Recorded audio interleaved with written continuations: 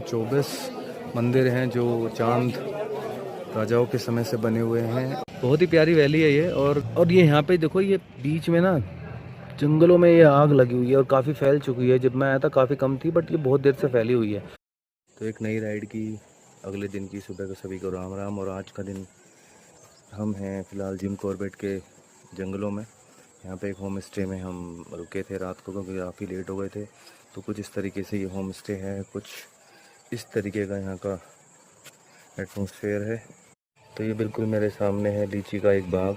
यहाँ पे ये लीची देखो कितनी प्यारी लग रही है। यहाँ पे गर्मी फिर भी है यहाँ पे फ़िलहाल इतना, और दिल्ली एनसीआर वाली गर्मी तो नहीं है, बट गर्मी है। तो अभी मैं तेल लेने गया, वहाँ पे मुझे अंकल मिले और वो कह रहे कि तुम लोगों के मज़े हैं, 4-4, 5-5 लाख की बाइक लेके घूमते हो, ये वो है। यार उन्हें क्या पता, ये मज़े नहीं होते। अपना अपना एक पैशन होता है, अपना एक ड्रीम होता है। ये देखो, ये पूरा जिम कॉर्बेट का जंगल है। और यहाँ पे ये पानी देखो कितना कितना साफ़ पानी आ रहा है। और यहाँ पे एक वाटरफॉल है इधर बिल्कुल सामने की तरफ, और वहाँ से ये पानी आता है, बिल्कुल साफ़ सुथरा पानी एकदम। न्यू टैंक बैग और ये शीट कुशनिंग। यार ये बहुत थोड़ी सी दिक्कत करती है जब लॉन्ग रूट पे रहते हैं ना। तो कुछ इस तरीके का अपना रूम है। तो इसकी कॉस्ट मुझे पड़ी 1200 रुपये एक रात के लिए। तो अभी थोड़ा सा पीक पे है तो रेट भी थोड़े ज़्यादा है। ज़िंदगी में एक वक्त ऐसा भी आता है जब दिमाग, शोर और दिल उन बातों से थक जाता है जो हम किसी से कह नहीं पाते। तब ये पहाड़ हमें अपने पास बुलाते हैं। और मेरे दोनों तरफ खड़े ये ऊंचे ऊंचे पेड़, देवदार के ये घने जंगल, ऐसा लग रहा है जैसे ये पेड़ हवाओं के ज़रिए कह रहे हों कि ठहर जाओ, अभी तुम सही जगह आ गए हो। हेलमेट के अंदर आती आती ये ठंडी ठंडी हवाएं जैसे जैसे चेहरे को छू रही थी। लगता था कि जैसे मानो एक अजीब से सुकून और एक अजीब सी गर्माहट दे रही है। शहर की उस दौड़ में हम ना जाने क्या क्या पीछे छोड़ आए हैं, पर यहाँ आकर लगता है कि खुद को दोबारा ढूंढ लिया है। कैंची धाम और नैनीताल का ये रास्ता, ये कोई सड़क ही नहीं, ये एक सफ़र है खुद से मिलने का। बाबा नीम करोली के दरबार पहुँचने से पहले ही इन फिजाओं में उनका आशीर्वाद महसूस होने लगता है। अगर आप भी अंदर से थोड़ा बिखरे हुए महसूस कर रहे हो तो एक बार देवभूमि की मिट्टी को छूकर देखना, सारे दर्द मिट्टी हो जाएंगे। चलिए बाबा के दरबार चलते हैं। अभी मैं जहाँ पर हूँ यहाँ से नैनीताल लगभग है 20 से 22 किलोमीटर। और मेरे पीछे का व्यू देखो यार, अल्टीमेट, मतलब गजब। तो अभी मैं थोड़े दिन पहले जब जोशीमठ गया था तो वहाँ पर जो पहाड़ थे वो थोड़े से यहाँ से अलग थे। यहाँ पे जो चढ़ाई है ना, एकदम एकदम मोड़ जो यहाँ पे टर्न्स आते हैं, बहुत ही स्लगिश टर्न्स आते हैं। और अच्छा लग रहा है। फिलहाल यहाँ पे हवा बहुत ठंडी है, अच्छी हवा है। टेम्परेचर डाउन हुआ है। जो दिल्ली एनसीआर में मिलता है ना पाल से, उसका थोड़ा सा बड़ा रूप है ये। तो अभी यहाँ से कैंची धाम है लगभग 3 से 4 किलोमीटर, और रश बहुत ज़्यादा है। आज इतना रश है ना यहाँ पे, इतनी भीड़ आ रही है, इतनी पब्लिक आ रही है कि जाम पीछे बहुत लगा हुआ था। और आगे भी कह रहे हैं कि 1-1.5 किलोमीटर का जाम लगा हुआ है। तो मैं यहाँ पे रुका हुआ हूँ कुछ खाने के लिए, सोचा कुछ खा लें यहाँ पे थोड़ा बहुत। तो यहाँ पे मिले मुझे काफल, कड़ी चावल, और ये रहे काफल। तो फिलहाल मैं पहुँच गया हूँ कैंची धाम, और मेरे आश्रम बिल्कुल मेरे सामने है। रश बहुत ज़्यादा है, रश इतना ज़्यादा है कि अनएक्सपेक्टेड है। तो यहाँ पे निःशुल्क जूता घर भी है, यहाँ पे अपने शूज़ वगैरह डिपॉजिट कर सकते हैं।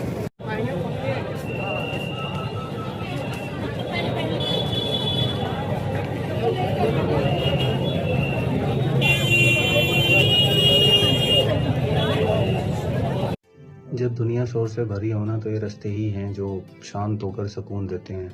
और ये ऊंचे ऊंचे जगहों पर जब ये घर देखता हूँ ना, इन पहाड़ों पर बने हुए, तो ये अलग सी ही एक वाइब देते हैं। ऐसा लगता है कि ये लोग कितने खुशकिस्मत हैं जो हमारे जैसे शहरों में रहने वाले लोगों से बचे हुए हैं, ट्रैफिक से दूर हैं, ना कोई ट्रैफिक की झंझट, बस शांति भरा माहौल और शांत हवाएं। पहाड़ों में आकर ना एक चीज़ समझ में आई है कि हम अपनी लाइफ में इतनी भाग दौड़ करते हैं पर असली खुशी शायद इसी शांति में छुपी है, जब आप बाइक पर होते हैं और सामने सिर्फ खुला रास्ता और खुले पहाड़ होते हैं। और सच बताऊं तो पहाड़ों की हवा में ना जो एक अलग सा ही एक सुकून होता है, जो शायद हमारे घरों के एसी की हवा में कभी नहीं मिल सकता। और हमने एसी चला चला के खास तौर से बिल्कुल ही सुकून ख़त्म कर दिया है और सिर्फ उसकी एक आदत डाल दी है। एक तरफ तो ये खुले पहाड़ और दूसरी तरफ मेरी बाइक, इससे ज़्यादा आज़ादी शायद ही कोई और चीज़ दे पाए मुझे। बागेश्वर जाते हुए तो रास्ते में पड़े गोलू देवता का मंदिर, तो इन्हें न्याय का देवता भी कहते हैं। और यहाँ पे जिन लोगों के ऊपर कोर्ट कचहरी का मामला चल रहा होता है ना, तो वो लोग यहाँ पे पूजा अर्चना करने आते हैं, अपनी मन्नतें मांगने आते हैं। चलते हैं मंदिर के अंदर, देखते हैं। इस मंदिर की खास बात यह है कि तो अपनी जैसे पूजा अर्चना में यहाँ पे कोई ऐसे प्रसाद वगैरह नहीं चढ़ाते हैं लोग बाग, लेकिन अगर किसी के ऊपर कोई केस वगैरह है तो वो अपनी चिट्ठी पे अपनी समस्या लिखते थे और घंटी में बांध देते हैं। ये देखो यार मंदिर के अंदर का व्यू। तो यहाँ पे विवाह फिल्म की शूटिंग भी हुई है शायद। और घंटियाँ ही घंटियाँ चारों तरफ, घंटियों का मंदिर भी कहते हैं।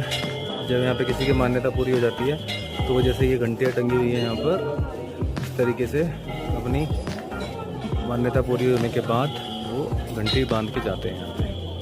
तो ये भी कुछ अद्भुत है अपने आप में हमारे देश में।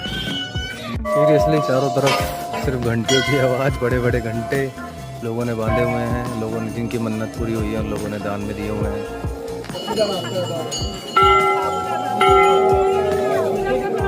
कभी लाइफ में ना कुछ चीज़ें ऐसी होती हैं जो अनएक्सपेक्टेड होती हैं, जिनमें से एक अनएक्सपेक्टेड इवेंट मैं कहूँगा कि मेरा गोलू देवता की तरफ आना, जो कि मुझे पता भी नहीं था और सोचा भी नहीं था। तो अच्छा लगा यहाँ के लोगों का जो विश्वास है, लोगों को जो उस विश्वास पे कायम है, एक इस रीजन में जो इस मंदिर की महत्वता है। और अच्छा लगा मुझे दर्शन करके। देखो वहाँ पे कितना प्यारा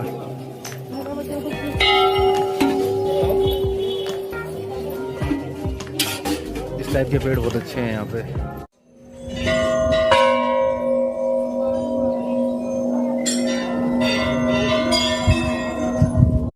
तो कैंची धाम से निकलने के बाद ये सफ़र एक अलग ही अपने रंग में है।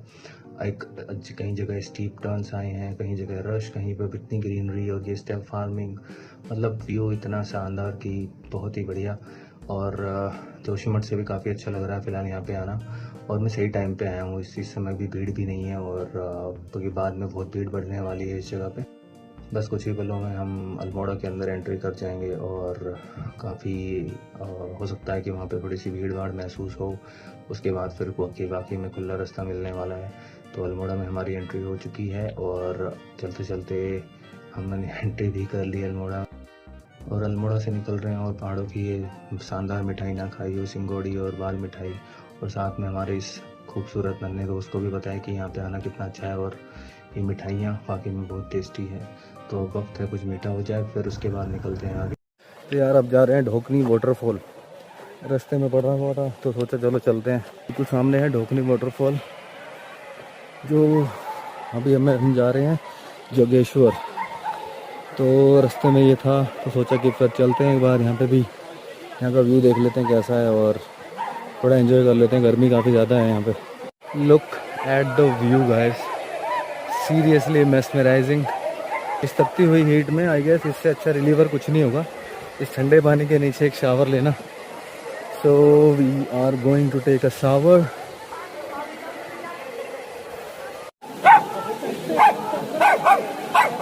तो यहाँ पे किसी को पानी काफ़ी अच्छा है, ठंडा है।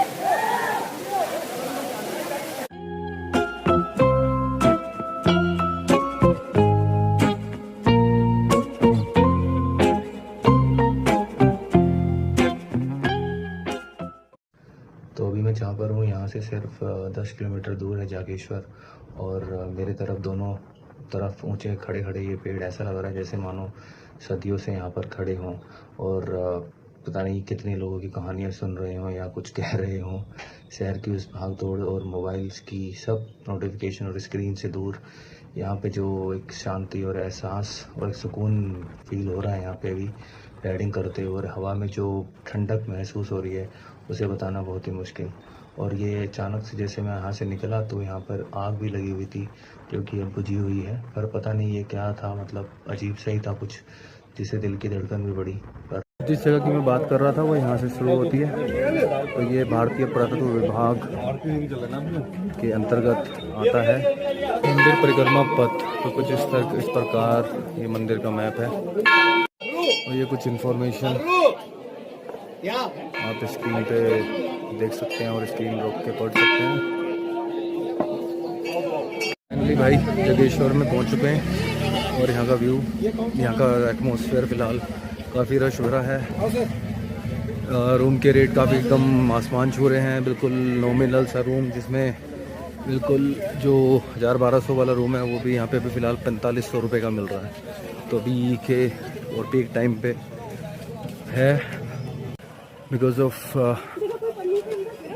इवनिंग एंड द डार्कनेस, और जंगल काफ़ी घना था तो, लेकिन इट्स नॉट पॉसिबल। तो अभी फ़िलहाल हम मंदिर की तरफ जा रहे हैं एंड देन रूम के लिए हमें थोड़ा सा आगे जाना पड़ेगा। अभी बिल्कुल मंदिर मेरे सामने है, जो कि ये प्लेस फेमस है अपने 124 शिव जी के मंदिरों के लिए, जो बनाए थे हमारे चांद महाराजाओं ने। 6वीं और 7वीं शताब्दी के मंदिर बने हुए हैं। तो फिलहाल मैं मंदिर के अंदर हूँ, अंदर प्रवेश करने जा रहा हूँ।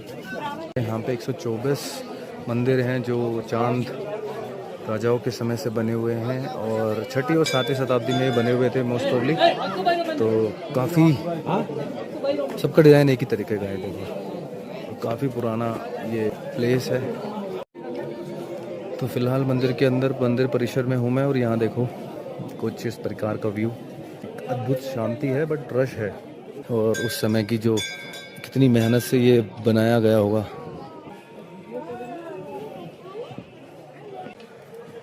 मंदिर परिसर में सीरियसली आई एम सेइंग, क्योंकि मैं अपने आप में पहली बार ऐसा कुछ देख रहा हूँ तो काफ़ी अच्छा लग रहा है। और ये देखो देवदार का ये पेड़ कितना ऊंचा भाई, और यहाँ पे जंगल ये बहुत घना है जो ये मंदिर के पीछे है, मंदिर परिसर में जो दिखाई दे रहा है। ये देखो कितनी पुरानी, उस टाइम पे ये किस तरह से ये डिजाइन किया होगा। ये हमारे भोलेनाथ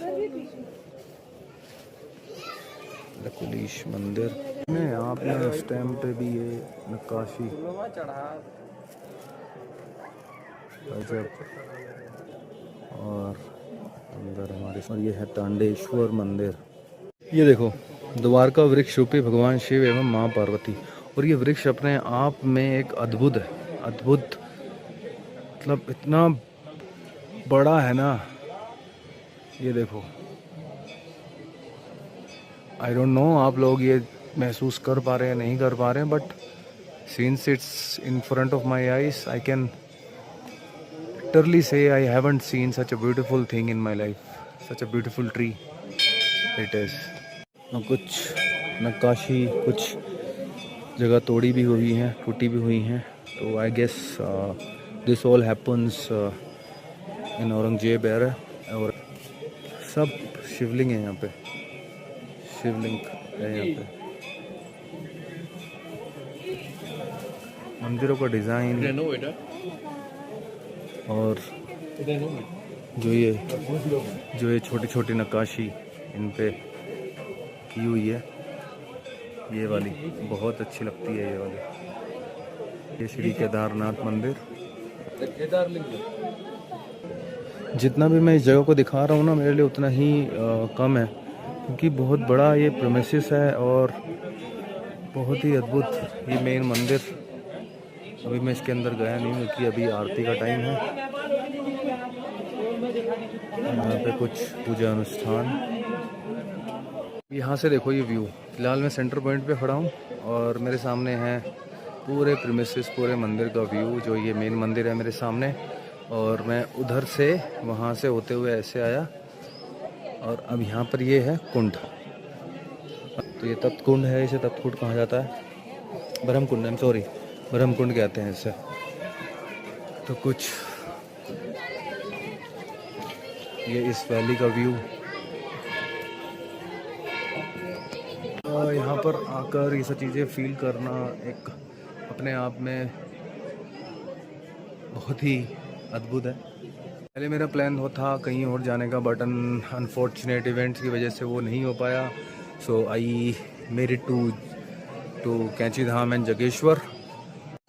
सिर्फ मैं बता दूं कि अगर यहाँ पे कोई विज़िट करना चाहता है तो मैं पहले से ही बता दूं कि यहाँ पर जो होटल का रेंट है, होटल का जो रूम का रेंट है, वो एकदम से इतना हाई हो गया है। एक जो 1000-1200 का रूम जो अफोर्डेबल में आता है, वो भी उसका भी प्राइस यहाँ पे अननेसेसरली 4500 रुपये, 5000 रुपये इस तरीके से डिमांड कर रहे हैं, तो बहुत ज़्यादा है।